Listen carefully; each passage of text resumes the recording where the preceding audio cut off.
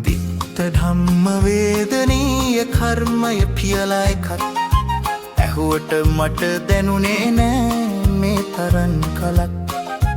දිත්ත ධම්ම වේදනීය කර්මය කියලා එකක් ඇහුවට මට දැනුනේ නෑ මේ තරම් කලක්.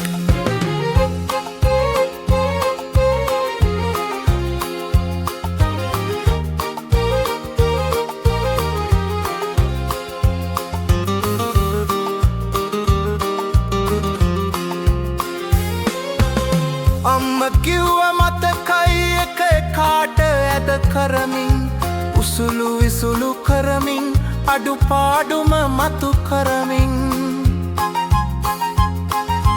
තාවකාලිකව දිනුවට අනෙකා හිනස්සමින් තමන්ට එය කැරකීලා එනව ඉක්මනින්. ඔයාලටත් තැනකට පත්තුනොත් ඒ වගේ කැමතිද අහගන්න විහිළු ඔය කිව්වා වගේ.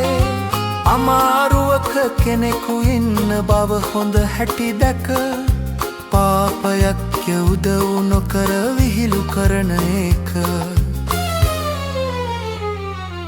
ඒ කාලේ අපි හිතුවේ මේවා කල් යන දේවල් බවට ඉනේ ලබන ආත්මෙ සිදුවන. අනේ හපොයි විමසිල්ලෙන් ඉන්න බලාගෙන කරපු කියපු දේ මේ හැටි කැරකි කැරකි එන.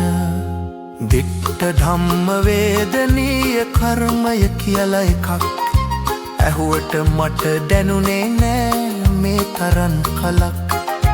දිත්ත ධම්ම වේදනීය කර්මය කියලා එකක් ඇහුවට මට දැනුනේ නෑ මේ තරම් කලක්.